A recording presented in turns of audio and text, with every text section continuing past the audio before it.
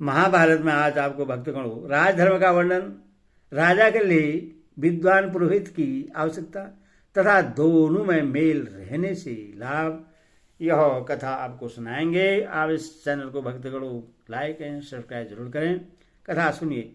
युधिष्ठिर ने पूछा, पितामह, किस तरह प्रजा का पालन करने वाला राजा चिंता से बच सकता है और न्याय करने में भूल नहीं होने देता? भीष्मजी ने कहा, राजन, यदि विस्तार के साथ राजधर्म का वर्णन करूं तब तो कभी उनका अंत ही न होगा। इसलिए संक्षेप में ही कहूंगा। जब घर पर शास्त्रों के ज्ञाता धर्मनिष्ठ ब्राह्मण पधारे, उस समय उन्हें देखते ही खड़े होकर उनका स्वागत करो, बैठने को आसन दो, उनकी विधिवत पूजा करके चरणों में प्रणाम करो। इसके बाद पुरोहित की सलाह से और सब राज के कार्य किया करो। धार्मिक और मांगलिक कार्य को पूर्ण करके ब्राह्मणों से स्वस्ति वाचन कराओ और अपने अभिष्ट की सिद्धि एवं विजय के लिए उनके मुख से आशीर्वाद लो। राजा को चाहिए कि वह सरल स्वभाव होकर धैर्य तथा बुद्धि के बल से सत्य का आश्रय ले और काम क्रोध का परित्याग कर दे। जो राजा काम और क्रोध का आश्रय लेकर धन पैदा करना चाहता है, वह मूर्ख धर्म को तो छोड़ ही बैठता है, धन भी उसके हाथ नहीं लगता। लोभी और मूर्ख मनुष्य को तुम अर्थ संग्रह के काम में न लगाना। जो बुद्धिमान और निर्लोभ हो, उन्हें ही सब काम सौंपना चाहिए। मूर्ख को अधिकार दे देने पर वह कार्य करना तो ठीक ठीक जानता नहीं, इसीलिए काम और क्रोध के वशीभूत होकर अनुचित उपायों से प्रजा को कष्ट पहुंचाता है। प्रजा के पैदा किए हुए अन्न का छठा भाग कर के रूप में लेकर शास्त्र के अनुसार अपराधियों को दंड देकर और अपने संरक्षण में रहने वाले व्यापारियों से टैक्स लेकर धन संग्रह करना चाहिए। राजा को धर्मानुसार कर लेना चाहिए और शास्त्रों की रीति से काम लेकर सावधानी के साथ अपने राज्य में प्रजा के योग क्षेम की व्यवस्था करनी चाहिए। जो आलस्य छोड़कर राग देश से रहित हो, सदा प्रजा की रक्षा करता, दान देता और निरंतर न्यायपरायण रहता है, वह राजा के प्रति प्रजा का विशेष प्रेम होता है।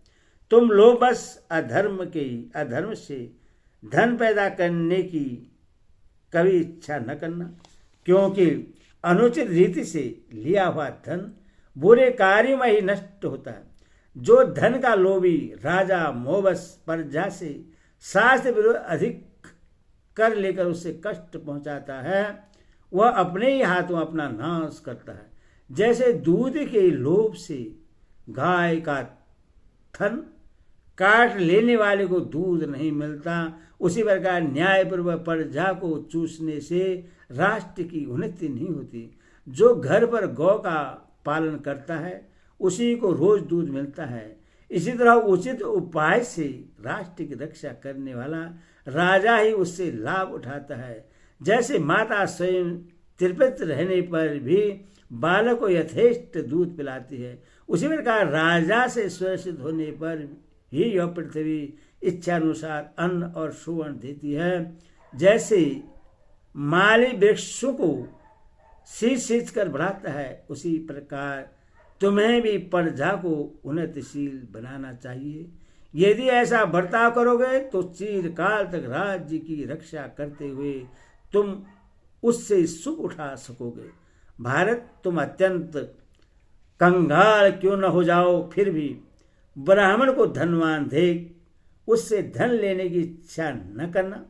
ब्राह्मण को यथाशक्ति धन और आश्वासन देने तथा उसकी रक्षा करने से ही तुम उत्तम लोक प्राप्त कर सकोगे। इस प्रकार धर्मानुकूल को बर्ताव करते हुए तुम प्रजा का पालन करो, इससे तुम्हें कभी पश्चाताप नहीं होगा। प्रजा की रक्षा करना राजा का परम धर्म है। संपूर्ण प्राणी पर दया और उनकी रक्षा करने से बढ़कर कोई धर्म नहीं है। राजा रक्षा कार्य में नियुक्त होकर सब पर दया करता है, इसीलिए धर्मज्ञ पुरुषों की दृष्टि में वह सबसे बड़ा धर्मात्मा है। प्रजा की भय से रक्षा करने में यदि राजा एक दिन भी लापरवाही करता है तो उस पाप का फल उससे 1000 वर्षों तक भोगना पड़ता है, और एक दिन भी धर्म के अनुसार प्रजा का पालन करके वह जिस पुण्य का संचय करता है उसका फल 10,000 वर्षों तक स्वर्ग में रहकर भोगता है। ब्रह्मचारी, गृहस्थ और वानप्रस्थी लोग अपने धर्म का पालन करके अंत में जिन लोगों को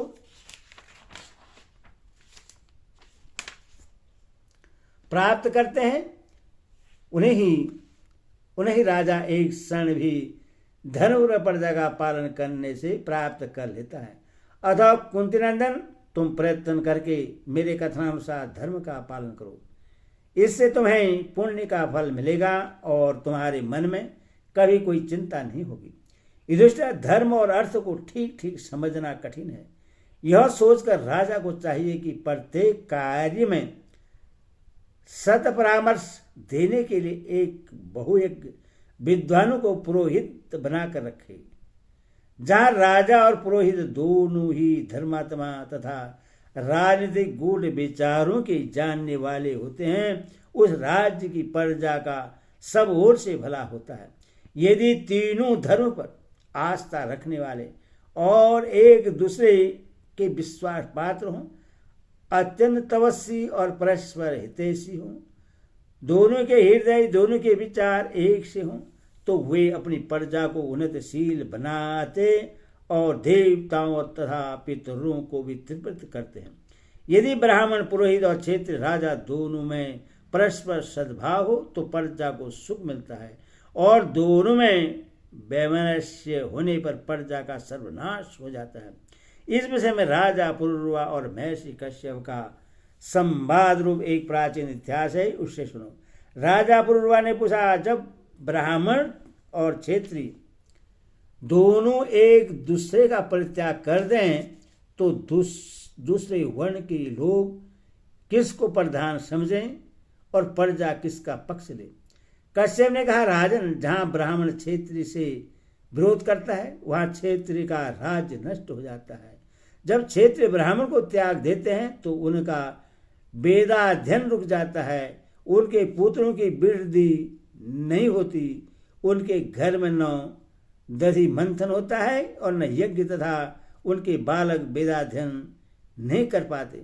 ब्राह्मणों का परित्याग करने वाले क्षेत्रीय के घर धन की बढ़ती नहीं होती, उनकी संतान न पढ़ती है न यज्ञ करती है। वे क्षेत्रीय अपने पद से भ्रष्ट होकर डाकुओं की भांति लूटपाट करने लगते हैं। इसलिए दोनों को मिलकर रहना चाहिए।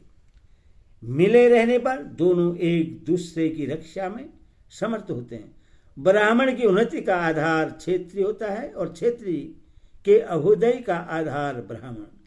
दोनों जातियां एक दूसरे के आश्रित रहती हैं तो इसका विशेष गौरव बढ़ता है, और यदि इनकी प्राचीन काल से चली आती हुई मैत्री टूट जाती है तो सब कुछ नष्ट हो जाता है। चारों वर्णों की प्रजा पर मोह छा जाता है, उससे अपना कर्तव्य नहीं सूझता, इससे वह नष्ट होने लगता है। ब्राह्मण रूपी वृक्ष यदि सुरक्षित रहे तो वह सुख और सुवर्ण की वर्षा करता है, और यदि उसकी रक्षा नहीं की गई तो उससे निरंतर दुख और पाप की वृद्धि होती है। जहां ब्रह्मचारी ब्राह्मण लुटेरों के उपद्रव से विवश हो वेद की शाखा के स्वाध्याय से वंचित होते और उसके लिए अपनी रक्षा चाहता है, फिर भी कोई रक्षक न होने के कारण उसकी रक्षा असंभव हो जाती है, उस देश में पानी नहीं बरसता और महामारी तथा दुर्भिक्ष आदि दुष्उपद्रव बढ़ जाते हैं। जैसे सूखी लकड़ियों के साथ मिली होने से गीली लकड़ी भी जल जाती है, उसी तरह पापियों के संपर्क में रहने से धर्मात्माओं को भी उनके समान दंड भोगना पड़ता है। इसलिए पापियों का संग कभी नहीं करना चाहिए। पुण्यात्माओं को मिलने वाले सभी लोग सुख की खान और अमृत के केंद्र होते हैं। वहाँ घी के चिराग जलते हैं, उनमें सुवर्ण के समान प्रकाश फैला रहता है।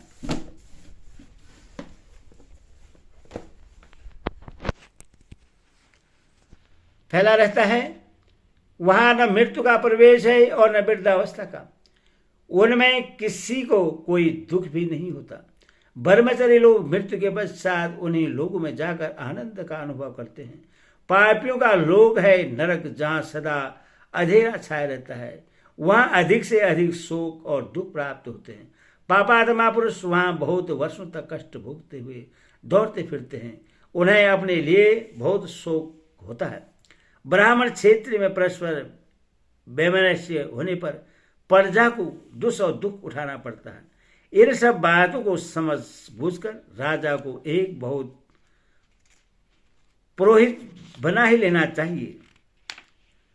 अपना राज्याभिषेक होने के पहले ही पुरोहित का वर्ण कर लेना चाहिए, क्योंकि धर्म के अनुसार ब्राह्मण सबसे श्रेष्ठ है। वेदवेता विद्वानों का कहना है कि सबसे पहले ब्राह्मण उत्पन्न हुए हैं, इसीलिए वे सब वर्णों में ज्येष्ठ, सम्मानित तथा पूजनीय है। यही नहीं कि प्रत्येक वस्तु को पहले भोगने के अधिकारी है, अथवा बलवान होने पर भी राजा का यह कर्तव्य है कि धर्मानुसार सभी उत्तम वस्तुएं पहले ब्राह्मण को निवेदन करें। ब्राह्मण जाति क्षेत्र को उन्नतिशील बनाती है और क्षेत्रीय ब्राह्मण को उन्नति में कारण होते हैं। इसीलिए राजा को सदा ही ब्राह्मण का विशेष सम्मान करना चाहिए। हरि ओम तत्सत। हरि ओम तत्सत।